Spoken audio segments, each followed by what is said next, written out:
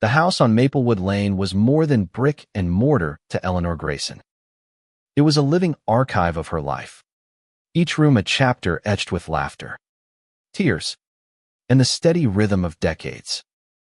The oak staircase creaked with memories of her children's footsteps. The kitchen still carried the faint scent of her late husband Thomas's Sunday roasts, and the garden bloomed with roses she'd tended for 40 years. At 72, Eleanor had outlived her husband, her siblings, and most of her friends. But the house remained her anchor, her proof of a life well lived. Until her daughter, Clara, and her son-in-law, Richard, decided it was theirs to claim. Eleanor had always been a woman of quiet strength. Born to a working-class family, she'd clawed her way through life with grit and grace, building a home with Thomas through years of sacrifice. When he passed 5 years ago, the house became her sanctuary, a place where she could still feel his presence. Clara, her only child, had been her pride. But Richard was a different story. Charming at first, with his tailored suits and quick smile, he'd swept Clara off her feet a decade ago. But over time, Eleanor saw the cracks, his sharp tongue, his obsession with status, his subtle disdain for anything that didn't glitter with wealth. Still, she held her tongue for Clara's sake. It started with small suggestions. "Mother, you don't need all this space," Richard would say, gesturing at the sprawling 2-story home. "Why not downsize? Something more manageable?" Clara would nod, her eyes avoiding Eleanor's. The words stung, but Eleanor brushed them off. The house was hers, paid off with years of mortgage checks and love. She'd leave it to Clara one day, but for now, it was her haven. Then came the day they arrived with a plan. Clara sat at the kitchen table, her hands fidgeting, while Richard stood, his voice smooth as polished stone. "We're moving in, Mother," he said, not asking. "Clara's pregnant, and we need a bigger place. You understand, don't you? It's for the family." Eleanor's heart swelled at the thought of a grandchild. But the next words cut deeper. "We'll need your room. It's the master. After all, you can take the servants' quarters downstairs. It's cozy, perfect for you." The servants' room. A cramped, windowless space off the laundry, barely larger than a closet, where the previous owners had once housed a maid. Eleanor's throat tightened. She looked to Clara, waiting for her daughter to protest, to say this was madness. But Clara stared at the floor, silent. "It's just temporary," she mumbled, barely audible. Eleanor felt the weight of betrayal settle into her bones. But she nodded. She wouldn't fight, not yet. She packed her belongings, her hands trembling as she folded Thomas's old sweaters, and moved into the servants' room. The room was a prison of concrete walls and flickering fluorescent light. Her bed, a narrow cot, creaked with every movement. The air smelled of mildew, and the only decoration was a single shelf where she placed a framed photo of Thomas, his smile a reminder of better days. At night, she lay awake, listening to the muffled laughter of Clara and Richard upstairs. In her bedroom, her sanctuary, the injustice gnawed at her. But Eleanor was no stranger to hardship. She'd survived worse poverty, loss, war. This, she told herself, was just another battle. Days turned to weeks. Richard's presence filled the house like a storm cloud. He redecorated without asking, replacing Eleanor's floral curtains with sleek, modern blinds. He sold Thomas's antique desk, claiming it was clutter. When Eleanor protested, he laughed, a sharp, dismissive sound. "This is our home now, Eleanor. You're a guest." A guest. In her own house. The words burned, but she swallowed them. her mind turning to something she hadn't touched in years, the deed. Eleanor had always been meticulous. The house's paperwork, neatly filed in a lockbox under her bed, held the truth. The title was in her name alone. Thomas had insisted on it, a safeguard for her future. Richard didn't know. Neither did Clara.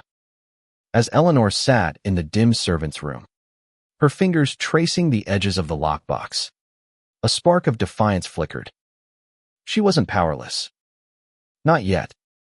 She began to observe Richard's late-night phone calls, his hushed arguments with Clara about money, his obsession with appearances. He drove a leased BMW he couldn't afford, bragged about investments that never materialized. Clara, once vibrant, seemed smaller in his shadow, her laughter replaced by anxious glances. Eleanor's heart ached for her daughter, but she couldn't ignore the truth. Clara had chosen Richard over her. The realization was a knife, but it sharpened her resolve. One evening, as Richard barked orders about hosting a dinner party in his house, Eleanor made a decision. She wouldn't let this man erase her legacy. She'd fought for this home, for every brick, every memory. If Richard thought he could reduce her to a servant, he was about to learn who truly held the power. Eleanor's days in the servant's room took on a rhythm of quiet rebellion. By morning, she'd slip upstairs to make coffee, her movements deliberate, reclaiming small pieces of her home. Richard barely noticed her, too busy preening for his colleagues or scrolling through his phone. Clara, heavy with pregnancy, offered weak smiles but said little. Eleanor watched them both, her heart torn between love for her daughter and fury at the man who'd stolen her dignity. The lockbox under her cot became her talisman, a reminder that she held the key to her future. She began to plan. Eleanor had always been practical, a trait born from years of stretching pennies and solving problems. She needed information, allies, and time. The first step was the library, a short walk from Maplewood Lane. There, in the quiet hum of fluorescent lights, she pored over legal books, her reading glasses perched on her nose. Property law, inheritance, tenant rights, she absorbed it all, her mind sharp despite her age. The librarian, a kind woman named Marjorie, noticed her determination and offered to print articles on housing disputes. Eleanor accepted, her gratitude masked by a growing sense of purpose. Back in the servant's room, she hid her notes in the lockbox, alongside the deed. Richard's arrogance was her advantage. He never suspected she was anything but a frail old woman, shuffling through his house. But Eleanor was no stranger to being underestimated. She'd faced it her whole life, bosses who dismissed her, neighbors who pitted her widowhood. Each time, she'd proven them wrong. This time would be no different. Her evenings were spent listening. Richard's voice carried through the thin walls. His complaints about bills, his boasts about flipping the house for profit. Eleanor's blood boiled at the thought of her home, her life reduced to a real estate deal. She began to piece together his weaknesses, his debts, his pride, his assumption that she was too old to fight back. Clara, meanwhile, seemed trapped in his orbit, her once bright spirit dimmed by his control. Eleanor wanted to shake her, to demand why she'd let this happen. But she held back. Clara was her daughter, and love demanded patience. For now. One afternoon, while Richard was at work, Eleanor ventured into the study, her study, where Thomas used to read his newspapers. Richard had turned it into a garish office, all glass and chrome, but he'd left her old filing cabinet untouched in the corner. She rifled through it, finding old letters, tax records, and a name, Harold Vance, the lawyer who drafted their will. Harold was retired now, but Eleanor remembered his kindness, his meticulous nature. She called him her voice steady despite the years since they'd spoken. "Harold, it's Eleanor Grayson. I need your help." Harold agreed to meet her at a cafe, away from Richard's prying eyes. Over weak coffee, she laid out her story: the servants' room, Richard's takeover, Clara's silence. Harold listened, his brow furrowed, then nodded. "The deed's in your name, Eleanor. That's your trump card. But we need to be smart. Richard's the type to fight dirty. He promised to review her options: eviction, lawsuits, even a trust to protect the house." For the first time in months, Eleanor felt a flicker of hope. She returned home to find Richard hosting a dinner party, the dining room filled with his colleagues. Eleanor stayed in the shadows, serving coffee as Richard demanded, her presence barely acknowledged. But as she poured, she noticed something: a stack of papers on the sideboard, half hidden under a wine bottle. Loan agreements, overdue notices, a realtor's card. Richard was in deeper trouble than she'd realized. She memorized the lender's name, her mind already turning to how she could use it. That night, in the servants' room, Eleanor wrote a letter to Clara. Not to send, not yet, but to clarify her own heart. "My darling girl," she began, "this house is our story, yours and mine. I built it for you, but I won't let it be stolen. I hope you'll understand." She tucked the letter into the lockbox, her resolve hardening. Richard thought he'd won, but he didn't know Eleanor Grayson. She'd survived too much to be defeated by a man like him. Eleanor's meetings with Harold became her lifeline. Each week, she'd slip out to the cafe, her steps lighter with purpose. Harold laid out her options with the precision of a chess master. She could evict Richard and Clara as tenants, but it would strain her relationship with her daughter irreparably. She could sell the house and walk away, but that felt like surrender. The third option intrigued her most: a trust. By placing the house in a trust, she could retain control while ensuring Clara's future inheritance in her terms. "It's a power move," Harold said, his eyes twinkling. "Richard won't see it coming." Back at home, the tension grew thicker. Richard's dinner parties became more frequent, each one a showcase of his false wealth. Eleanor watched him charm his guests, his laughter too loud, his boasts too grand. Clara, now in her third trimester, moved sluggishly, her face pale. Eleanor longed to comfort her, but Richard's presence loomed like a wall between them. One evening, as Eleanor cleared plates, Richard snapped, "Can't you move faster? Eleanor, you're embarrassing us." The guests laughed, and Clara looked away. The humiliation burned, but Eleanor smiled tightly, her mind on the trust. She began to gather evidence. Using her old flip phone, she snapped photos of Richard's papers when he wasn't looking: bills, loan defaults, even a contract with a realtor to appraise the house. She emailed them to Harold from the library, her fingers trembling with adrenaline. Each piece was a brick in the wall she was building, a case to prove Richard's recklessness. She also started talking to neighbors, casually mentioning Richard's plans to sell. Mrs. Delaney, who'd lived next door for decades, was appalled. "That house is yours, Eleanor. We'll back you up." The community's support bolstered her courage. Clara's silence, though, was the hardest to bear. Eleanor tried to reach her, leaving notes on her pillow, offering to cook her favorite meals. But Clara seemed distant, her eyes hollow. One night, as Eleanor brought her tea, Clara whispered, "I'm sorry, Mom. I didn't mean for this." Eleanor's heart cracked, but she squeezed her daughter's hand. "We'll fix it, love. Together." She didn't know if Clara believed her, but the words were a promise to herself as much as to her daughter. Harold finalized the trust paperwork, a thick packet that Eleanor hid in the lockbox.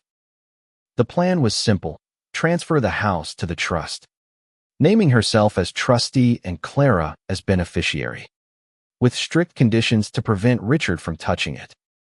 But executing it required confronting Richard, and Eleanor knew he wouldn't go quietly. She needed one final piece, proof of his intent to defraud her. Late one night, she overheard him on the phone, his voice low but clear. "The old lady's out of the way. Once the kid's born, we sell the house. She'll have no choice." Eleanor's blood ran cold. She crept back to her room, her heart pounding. The next day, she bought a small voice recorder from the electronics store, her hands steady as she tested it. She'd catch him in his own words. As the weeks passed, Eleanor's resolve grew. She was no longer the woman who'd meekly moved to the servant's room. She was Eleanor Grayson, widow, mother, survivor.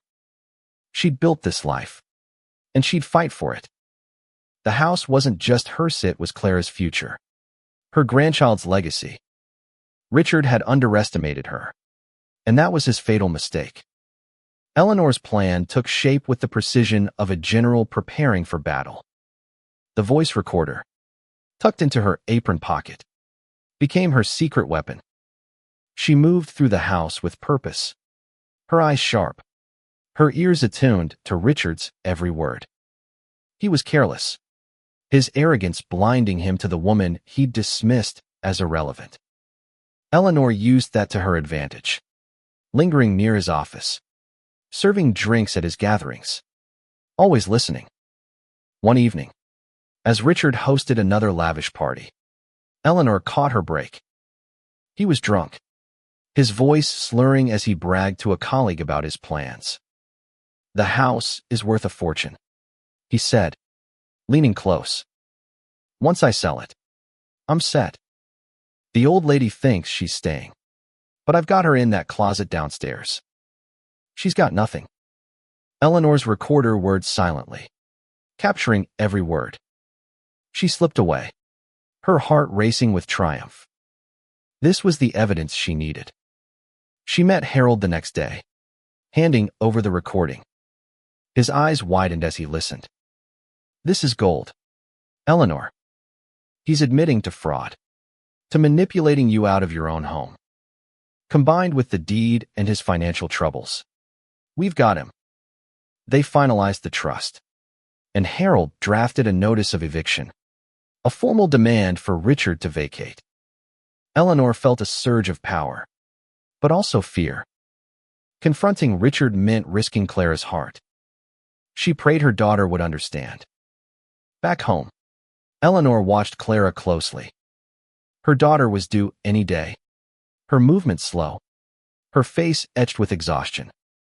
One afternoon, as Richard was out, Eleanor sat with her in the garden, the roses fragrant around them. "Clara," she said softly, "this house is yours. Always has been. But Richard is trying to take it. I'm fighting for you. For your baby." Clara's eyes filled with tears, and for the first time in months, she hugged her mother. "I didn't know, Mom. I was so stupid." Eleanor held her, relief washing over her. Clara wasn't lost, not yet. The confrontation came sooner than expected. Richard found the trust paperwork, left carelessly on Harold's desk during a visit. He stormed into the servant's room, his face red with rage. "What the hell is this? Eleanor, you think you can outsmart me?" She stood, her voice calm but steel-edged. "This is my house. Richard. Always has been. You're the one who's leaving." He laughed, but there was fear in his eyes. He didn't know about the recording, the neighbors' support, the legal arsenal she'd built. Eleanor served him the eviction notice that night, her hand steady as she handed him the envelope. Clara stood beside her, silent but present, her hand resting on her belly. Richard's face twisted with fury, but he took the papers, his silence a crack in his armor. This isn't over, he spat, storming out. Eleanor knew he'd fight, but she was ready. She'd spent her life building this home, and she wouldn't let it fall. Richard didn't leave quietly. For days, he raged, his voice echoing through the house as he called lawyers, realtors, anyone who'd listen. Eleanor stayed calm, her trust in Harold unshaken. The recording, the deed, the neighbors' testimonies, they were her shield. Clara, now siding with her mother, began to open up about Richard's lies, his debts, his promises of wealth that never came. Each revelation strengthened Eleanor's case, but it broke her heart to see her daughter's pain. Harold filed the trust with the county, locking the house's ownership in Eleanor's control. He also sent a cease and desist letter to the realtor, halting Richard's attempts to sell. The eviction notice gave Richard 30 days to leave, but he refused, claiming squatters' rights, tenant protections, anything to stall. Eleanor expected this. She'd studied enough to know his tactics were desperate, a drowning man grasping at straws. The neighbors rallied. Mrs. Delaney organized a meeting, where Maplewood Lane's residents pledged to testify on Eleanor's behalf. They'd seen Richard's parties, his disregard for the home's history. That house is Eleanor's soul, Mrs. Delaney said, her voice firm. We won't let him steal it. Their support was a balm to Eleanor's weary heart, a reminder that she wasn't alone. Clara gave birth to a girl, Lily, in the midst of the chaos. Eleanor held her granddaughter, tears streaming down her face. This was why she fought not just for herself, but for Lily, for Clara, for the future. Clara, weakened but resolute, promised to stand by her mother. I was blind, Mom. I let him control me. No more.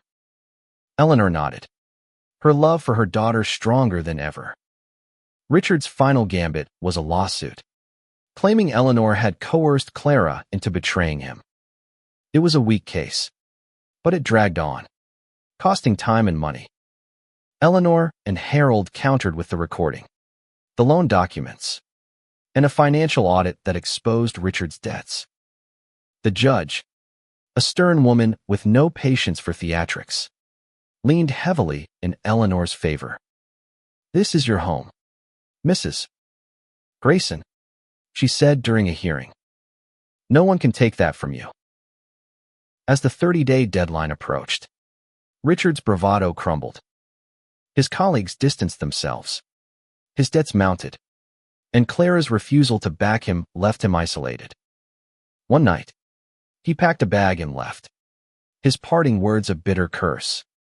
Eleanor watched him go, feeling no triumph, only relief. The house was quiet again, the roses still blooming, the oak staircase still creaking. She moved back to her bedroom, the master, and slept soundly for the first time in months. With Richard gone, the house on Maplewood Lane began to heal. Eleanor and Clara worked together to restore it, hanging new curtains, polishing Thomas's old desk, replanting the garden. Lily's laughter filled the rooms, a new chapter in the home story. Eleanor felt the weight of the past year lift, replaced by a quiet pride. She'd fought, not with anger, but with love for her daughter, her granddaughter, her home. Clara apologized daily, her guilt a heavy shadow. Eleanor forgave her, knowing love was a journey through mistakes. They talked late into the nights, rebuilding their bond. Clara admitted Richard's charm had blinded her, but Eleanor's strength had opened her eyes. You're my hero, Mom, she said, tears falling. Eleanor smiled, her heart full. The trust ensured the house's future. Clara would inherit it, but only when she was ready, free from anyone's control. Eleanor taught her daughter about resilience, about standing tall. Lily, toddling through the garden, Was there hope? A reminder of why the fight mattered. Eleanor never saw Richard again. Rumors reached her bankruptcy. A new city. A new scheme. She didn't care. Her home was hers. Her family whole. The servants' room, once her prison, became a guest room, a symbol of her victory. She'd turned humiliation into triumph. Not for revenge, but for love. One spring morning, Eleanor sat on the porch, Lily on her lap, Clara beside her. The roses bloomed, the sun warm on her face. The house stood strong, its walls holding their story.